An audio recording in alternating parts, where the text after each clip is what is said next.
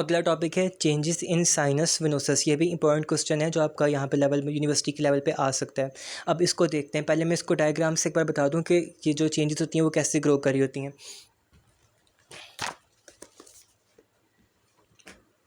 ये देखो, ये हमारे पास ना by the end of fourth week में जो प्राइमोडियल एट्रियम होता है साइनस वेनोसस उसमें आके ड्रेन करा होता है।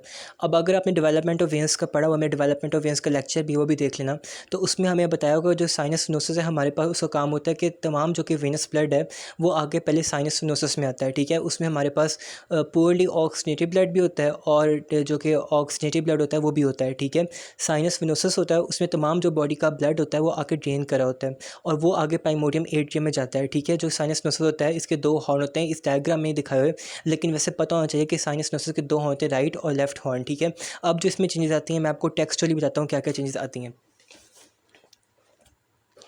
सबसे पहले तो हमारे पास ये होता है कि by the end of the fourth week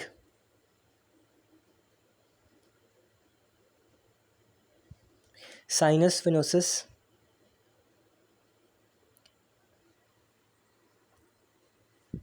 open हो रहा है प्राइमोडियल एट्रियम में, जैसे डायग्राम में दिखाया।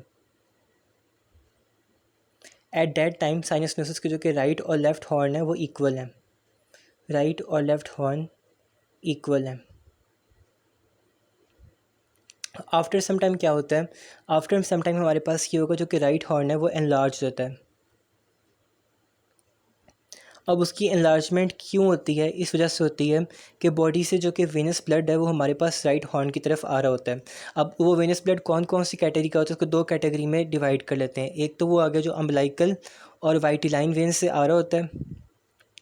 अगर आपने डेवलपमेंट ऑफ वेंस का नहीं पता तो आपको ये बात भी नहीं पता चलेगी अम्बलाइकल वाइट लाइन वेन से कैसे ब्लड आता है, इसीलिए पहले उसका लेक्चर देखना ज़रूरी है।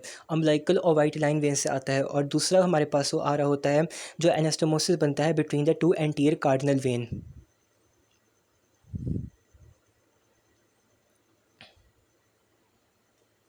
इसका मैं थोड़ा सा बता देता हूँ आसानी के लिए। हमारे पास एनास्टोमोसिस बनता है तो एंटीरियर कार्डिनल वेन का। ठीक है, राइट होती है और लेफ्ट होती है। लेफ्ट एंटीरियर कार्डिनल वेन से राइट एंटीरियर कार्डिनल वेन की तरफ ब्लड जाता है और आगे जाके ये एनास्टोमोसिस सिस्टम हमारे पास लेफ्ट ब्रेकियोसेफालिक वेन बनाता है। ठीक है, लेकिन फॉर द टाइम बिंग आपको ये पता होना चाहिए कि दो जो कि हमारे पास वीनस शंट सिस्टम है वो राइट हॉर्न की तरफ जा रहे होते हैं, वो एनलार्जमेंट होती है। जब हमारे पास राइट हॉर्न की एनलार्जमेंट होती है फिर हमारे पास थर्ड स्टेप में ये होता है कि जो राइट हॉर्न होता है वो हमारे पास ब्लड को रिसीव करा होता है, ब्लड को रिसीव करेगा हेड एंड नेक के रीजन से और क्वार्डली सारे पार्ट से। ठीक है, क्वार्डली वो हमारे पास हेड एंड नेक से आएगा सुपीरियर वेना केवा और क्वार्डली पार्ट से आएगा इन्फीरियर वेना केवा।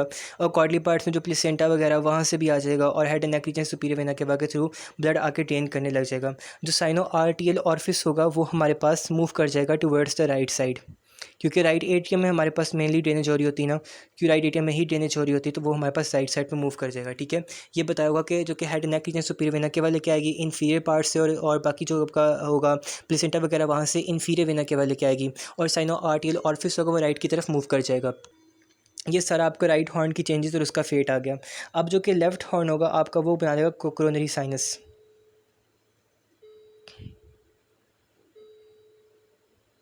ठीक है, लेफ्ट हॉर्न ने बना दी क्रोनी साइनस।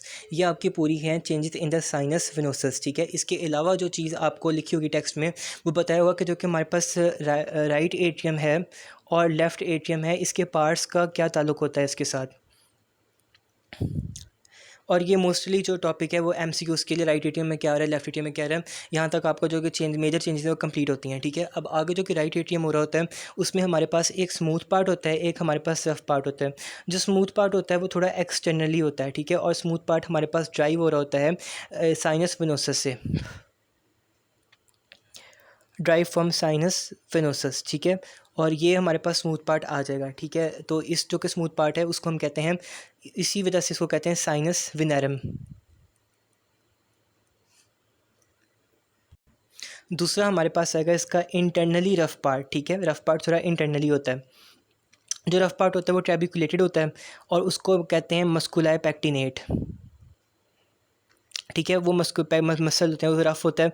रफ़ का मतलब है कि वहाँ पे मसल्स होंगे। ठीक है, अब रफ़ पार्ट इसको ट्रेबिकुलेटेड था, वहाँ पे मसल्स होंगे, तो वो जो पार्ट होता है हमारे पास वो हमारे पास जो ड्राइव होता है प्राइमोडियल एट्रियम से।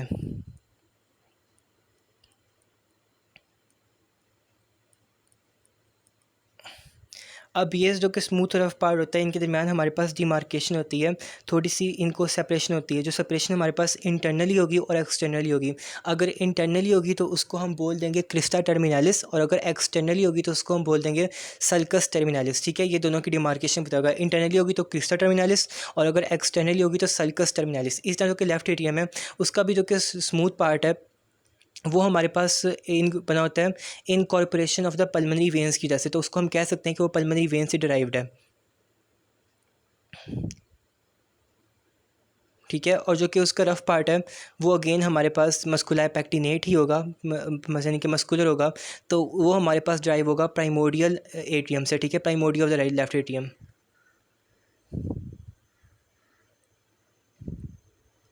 ये स्मूथ पार्ट और रफ पार्ट आ गया लेफ्ट एट्रियम का। 4 पल्मनरी वेन्स होती हैं, वो ड्रेन करी होती हैं, और ये स्मूथ और रफ पार्ट का बताया हुआ फीचर्स का। ये आपकी आ गई changes in the sinus venosus.